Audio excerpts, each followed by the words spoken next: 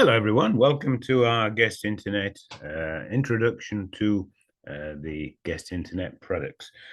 We're going to look first at what the products do, and then I'll give you a brief overview of how the products are used. Guest Internet products are used to manage the internet service by many types of businesses in order to share one internet connection with many people. And those businesses can range from a small coffee bar that has half a dozen people using the internet service, through a motel, hotel, resort, up to an international airport. So it goes from hundreds to maybe thousands of users using the internet service. There are many other types of applications as well, such as trade shows or sports events that might want internet access, and Guest Internet can manage all that. I'll just show you that we have some training videos available on our website, which give much more detailed information about the products. And there's a section on applications. Maybe your application is here, maybe you're a hotel or a campsite, and you can click on a data sheet to find more information about your application. And I'll mention that our website is available in English and Spanish, and all our products also have English and Spanish, and so it can be installed by Spanish speakers without any problem. Let me now go to the demo of the software. And when the product is first connected, you'll see the setup wizard. And the important part about the setup wizard is the ease of creating the login page. You can see that all you have to do is select a background picture, provide a little bit of information about your service, click the button at the bottom of the page, and immediately you have a very nice login page created. When you first log in as the administrator, you're going to see the system information page. This gives you an overview of the products, of the product information, and then you select in the menu on the left the features that you want to use. I'll mention that one option that these products have is cloud management. The products can be used as standalone, but we can also enable the free cloud management service, and that will be the subject of another video. Now, when we go back to the management and advanced settings menu, one of the first settings we'll make is the login page type. And we have four options here: control access, we require a login code; registered access, we're going to request information from the person using internet service; unlimited, which is agreed to a disclaimer; and then open access, no login page. There are applications like condos that use that. If we select the controlled access, we have several more options where we provide an access code. We can sell internet services online, and we can also print vouchers in two different methods with codes. And so those options are the most frequently used: the registered access, the controlled access, where people are providing a login code.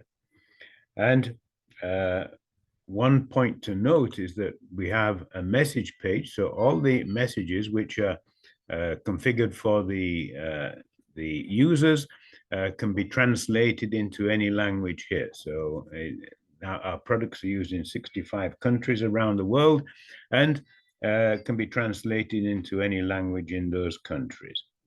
Now let me move on to the reports that we have. We have the status menu, where we can look at reports of connected users and authenticated users. Connected users are devices that are connected to the network, and authenticated users are people who've provided an access code and are logged into the network.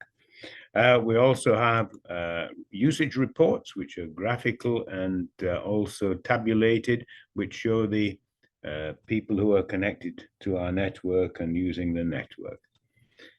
I mentioned that we can set up a payment method. We have credit card billing. And so if we want to charge for the internet service, then we can enable the credit card. We use the PayPal business account to charge for credit cards, which is available in all the countries where our products are used. PayPal will provide credentials. Remember, this is not the PayPal account used to make payments. This is a business account. You select the currency that you want to charge for the service, and then you have up to 10 options, which are time and cost. So, for example, you can sell a one-day service for $5, and you have all the messages that are used to make the credit card billing, and those can be translated into any language.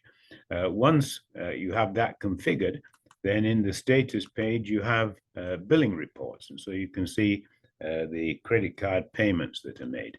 Now, one other option with our login page where we're requesting codes is that we can print codes in two methods. When we go to the printer setup, the first method is to print codes in a voucher format on a letter printer, and we print 16 codes per page. And so we can set up the format of the voucher, the text we're going to use, we can upload our logo, and then we use this when we generate codes. We can also have the thermal printer setup. This is the GIS TP1 receipt printer, and we also configure the information that we want to print out on the receipt. We can use any Epson printer with an Ethernet port as well, and we can put in the Epson control codes if we want to do that.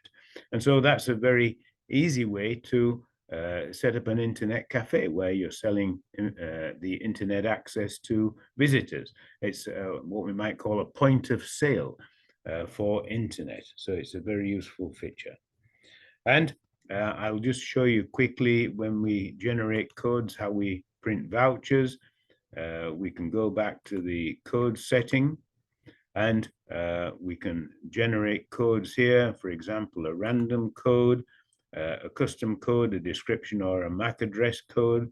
If we choose the random code, then we can print out any amount of codes we need.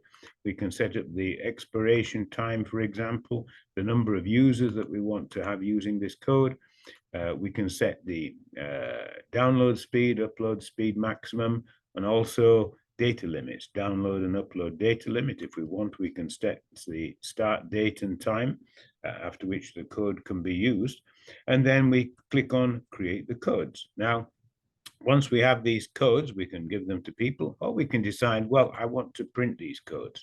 And so I click on the print codes, and it's going to give me a screen which I then send to the printer. And in this case, I chose to print 8 codes, but I could print 100 or 1,000 codes if I wanted. And so you can see each code has a unique access code. Each voucher has a unique access code that we give to guests. Finally, we have an email service. We can send out reports to guests. So we click on the email settings, and this allows us to send out the reports to guests. And there are really too many configurations that I can tell you about now, but please see our training videos that you can use to get up to speed with configurations, installation, and find out much more about our products. So that's all for now, and look out for our short video about using the Guest Internet Cloud. So thank you very much for watching, and we'll see you next time.